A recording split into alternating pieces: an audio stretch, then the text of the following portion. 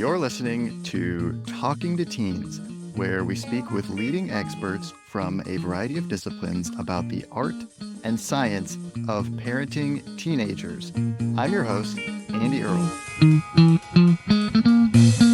We're talking today about how addiction really works. There are a lot of unhelpful myths about addiction, about what causes it, and about how we should handle it and how we should treat it. By understanding the underlying factors and the context around the individual, we can get a much broader picture of why someone is using substances and how to help them stop.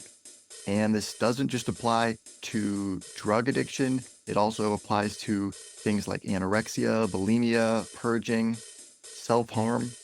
We are here talking about this with Patricia Roos.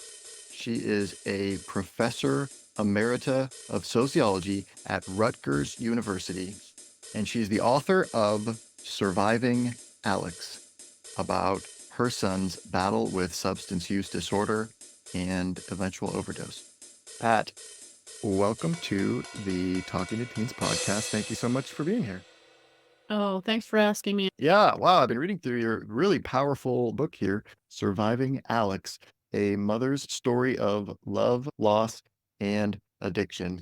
And you tell the story of your son. Actually, it was really powerful for me. You mentioned your son born on December 17th, 1989. I was born on December 18th, 1989. I found that really just hitting me in an Yeah. interesting way. But you really go through his life and his story and his all kinds of struggles, really starting from in his teenage years with the struggles with food and restricting and getting into drinking and drug use throughout his life. What set you on this path to advocating about this like you're doing? We were destroyed when Alex died, and for us, it was just, as one might imagine, to lose one's child. They always say that's the absolute worst thing that can happen, and I'm not sure it is, but it certainly was for us. And I struggled from the very beginning to want to ensure that Alex was just not another 2015 statistic, right? I wanted his life and death to make a difference, that people really would know who he was, right? And that he would make a difference in people's lives. So I really wrote the book to honor him and all the others like him, because as someone of his age, you know that this is happening to lots and lots of young people, especially. And just in the past year, we have about nearly 110,000 people who have died from overdose. And it's just, if that were happening in any other kind of medical issue, we would be up in arms about it. But it just, people seem to think these people chose it themselves. And I had lots of arguments for why I don't think that's the case. But just to answer your first question, it really was a way to honor Alex. And also not just honor him, but also therapy for me. We left on a trip within a short period of time to go out to Montauk and visit friends. And I started that weekend to think about what it was that I would say. How might I write about Alex and have it make a difference? I wanted people to know what it was like. This is one of my major goals, really, is to ensure that people really know what it's like to live with someone who was a substance user, and to recognize that it's not just our family. I always say that if it happened to our family, it can happen to any family, because we are just your basic, normal, good family. And if it can happen to us, it could happen to anyone. But let me just stop there, because it gives you an idea of why I wanted to write this, both to honor Alex, but also as therapy for me. And it was a good way of compartmentalizing my grief into something that I thought could make a difference. You really come at the issues also from a lens of sociology, and you're bringing in all kinds of data. And it's not just your family story that you're talking about in the book. You're talking about substance use overall and trends over decades, and where are we and how have we gotten to this point, and how do we understand really these issues and treatment and recovery. So I think it's really interesting to dive into. One thing that I found really interesting is you talk about different models for understanding addiction. Mm. And there's two main models you say the moral model and the disease model, and then that there's also potentially a third model. Does it Yeah, look thanks like? for pointing that out because that's the second real goal of my book is to I saw it as being a memoir, but in particular a sociological memoir. So that I am a mom and a sociologist, and so it's really obvious that I would bring to this task, this honor, love that I have for Alex, my own expertise within sociology. So that's really, I think, what makes this book somewhat different from many of those that are basically memoirs, which are beautiful, beautiful memoirs. I wanted my niche to be something different, and that is being a sociologist. So I think it's important to think about how we talk about, how we think and talk about addiction. And I started from not much knowledge until we were pushed into this to people within the addiction world called it the insanity of addiction. And I came to call it the carousel ride from hell because that's really what it is. I wanted to better understand how to think and write about addiction. And so, as you noted, there are really two main conventional ways of thinking about it. One is that people think that people make this choice, right? I want to get high, I want to take risks, and so forth. Therefore, it's a choice. And that's the way most people think about it. Researchers have really moved beyond that, but the general American public and lots of political candidates, right, think about this as being a choice. And if someone can choose to do it, they can choose not to do it. And that's just too simplistic. And the second way of looking about it is the way I call it a brain disease, right? And this is the idea of compulsion that if you take that first hit, and many people have told me that when they read my book, they said, that's what I thought, right? I thought that you just take that first hit of whatever it is and you will be it's just automatic compulsion. You will be addicted to whatever that drug is. And I just thought there's something wrong with these two. There's something really wrong if you think about these as being the only two ways of thinking about addiction. These are personalistic kind of choices. And this is my argument against them is that they think about it in personalistic ways, right?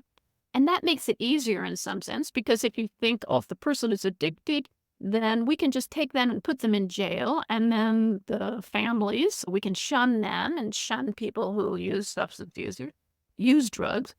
And then that makes it easy. But it's so much more complicated, right? So much more nuanced. And so that's really what I argue for. And I say, look, I think that it's clear that you can't throw out the idea of choice entirely, but the way to think about choice is made within a set of constraints, or as sociologists like to talk about it, context, right? Context is everything for sociologists. And so we think about, okay, you can make choice, but you make within a particular context of where you live, where you are historically, where you are in terms of psychological issues, where you are in terms of socioeconomic status. And if you take that into account, then that context becomes the location within which you make choices, right? So that's the context. And so that's what sort of complicates it substantially over a typical personalistic choice. And it takes into account all those, what we sociologists call systemic factors that exist really a lot of times outside of our control.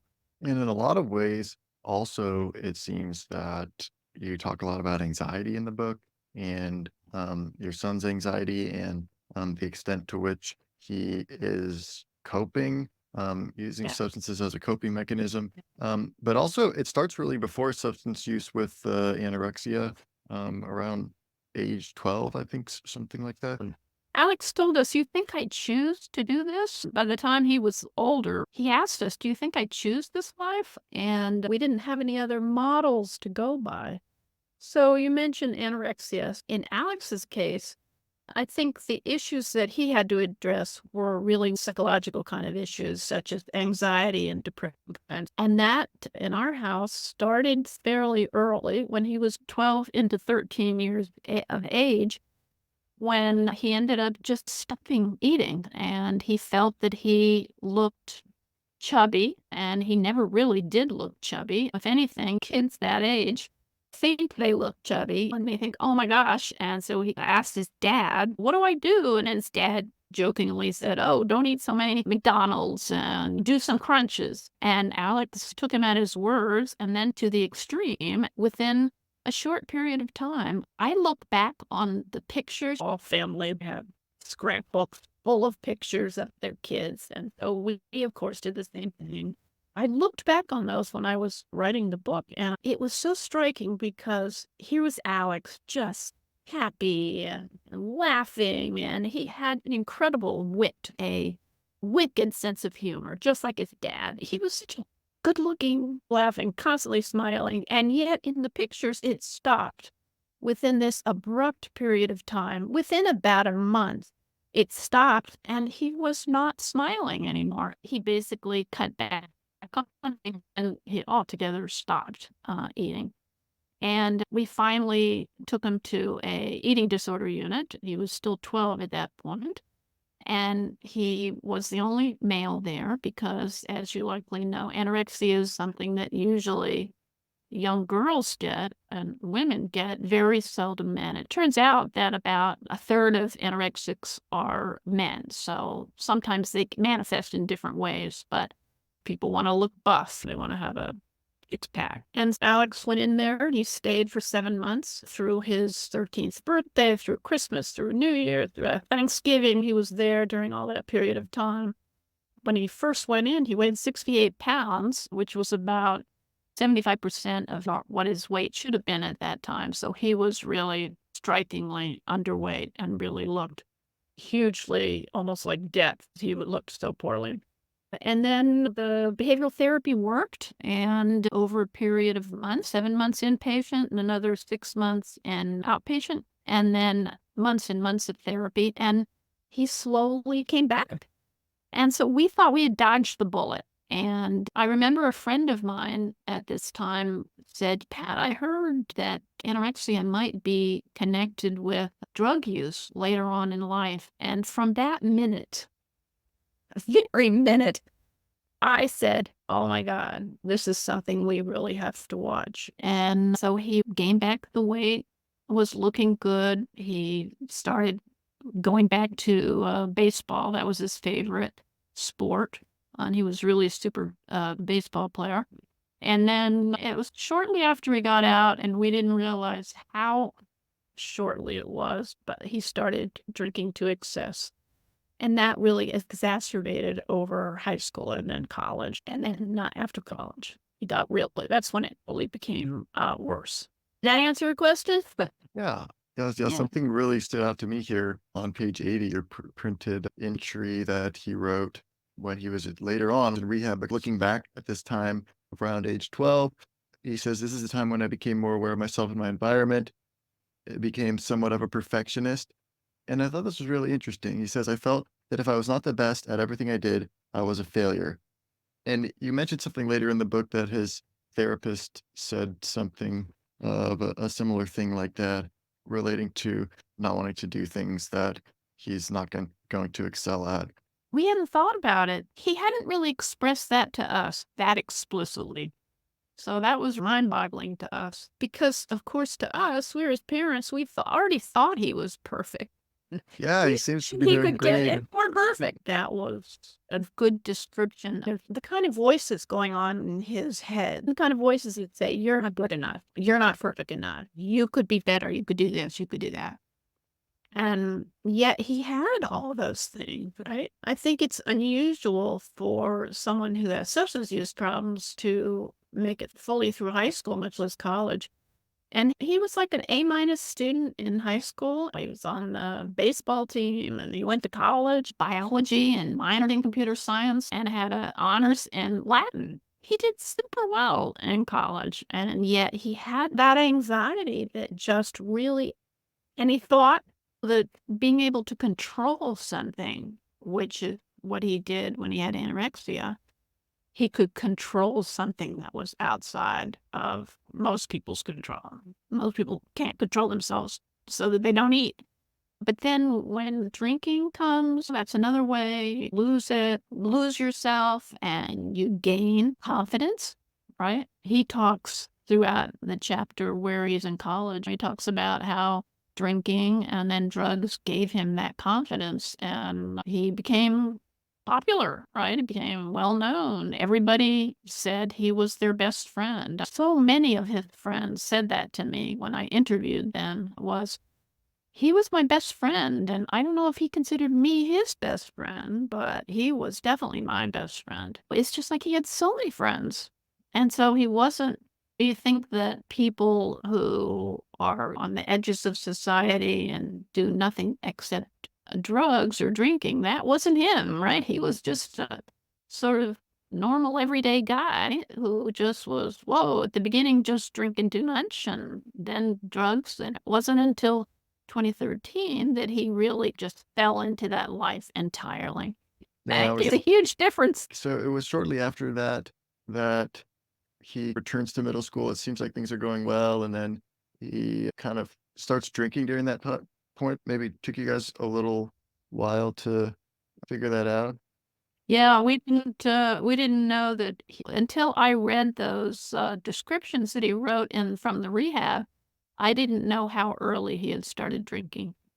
Most people and most of Alex's friends, they moved beyond it into they just started their life, and then they found that drinking and taking drugs were not compatible and with that adult life. Sociologists call it a transition to adulthood.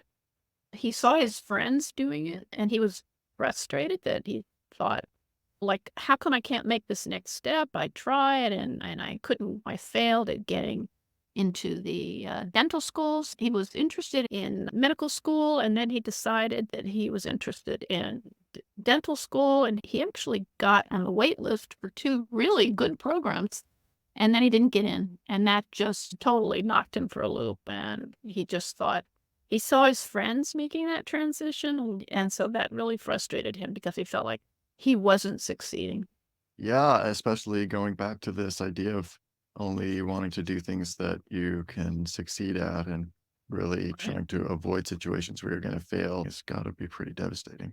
He knew that he could do science, right? He was really excellent, in science, and so he knew he could do it, and then it's just, "Okay, what do I do now?" And so he did end up applied and was accepted right away into a, master's program in business and science at Rutgers, which is where both my husband and I taught.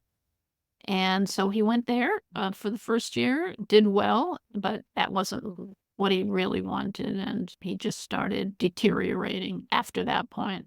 The deterioration really occurred when he came up against the criminal justice system, and that's really one of the things that I try to focus on the most as I think about moving toward advocacy, and that's where I've gone since, I finished the book is to think about what do I want to do? I think the most important thing that I really want to stress is that we need to move away from a criminal justice approach to a public health approach. I think my goals is to help move ahead and further this community of action that moves us in the direction of addressing issues of addiction through a public health approach rather than an approach that throws people in jail. And he just felt his life was over. He felt like there was no way that he was ever going to get out from under the criminal justice system. And I think if he hadn't felt that way, that he would have been able to just get through the whole process. Here's a great example of this that I like to say that in New Jersey, the marijuana was illegal at the point when Alex was picked up for possession of marijuana. And 2 or 3 years later, marijuana was totally decriminalized in New Jersey. Here he was getting heavily involved, having the criminal justice system come down hard on him. And then just a few years later, it was totally decriminalized. So that's a really good example because that very arrest had multiple effects on him because he'd be in a rehab and then the criminal justice people would come and say, "There's a warrant out for your arrest because you didn't come to this thing that you were supposed to come to." Well, he was in a rehab. That had massive implications on him. Just a mere walk. And it wasn't even conviction, it was just an arrest for it. And I think that's a good example of the sort of legal stuff that people have to face, that young people especially have to face, but not only young people, but that people have to face that affect their lives moving forward. And if you read the criminal justice research, right, that get a conviction in a criminal justice situation, it's almost impossible to get a job. And so that's what he knew. He knew that. And he said, "I don't have any chance." And he said that to us over and over again. So I know that was paramount right up there in his mind about worrying about that. You really share so much of your story and you've done so much research to pull into here. And you have a powerful message, I think, for parents and really for anybody. So I'd highly encourage people to check out a copy, Surviving Alex, A Mother's Story of Love, Loss, and Addiction. Patricia, thank you so much for taking the time to come on the show today and speak with us. It's been really enlightening and an honor to have you. Thanks for inviting me.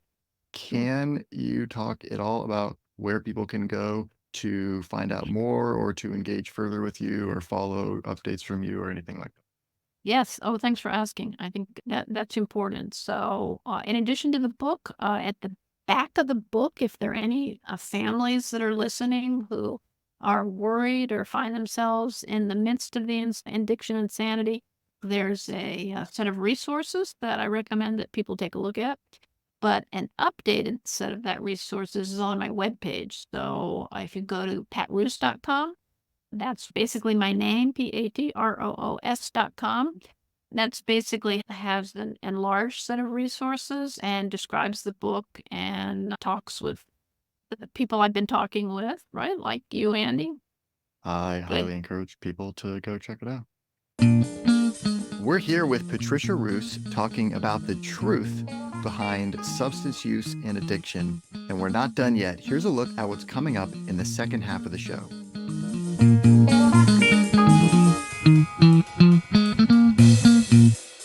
And it's easier to see in retrospect to see that was where it went bad because it's not like that. It's important to understand why people get into drugs and get addicted to drugs. Most people who take drugs are not addicted.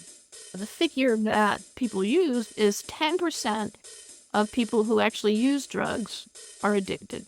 Every single location where he resided was based on 12-step programs. And if you didn't do the 12-step, if you didn't buy it, if you didn't adhere to it, then you were bad. You were a psychopath. But yeah, it really sounds like a whole sort of system going on behind the System. scenes of Yeah. referring patients and getting kickbacks and figuring out what's the maximum Yeah. you can bill to the insurance. That's why I'm writing about it, so that people can be aware of all the things that are going on.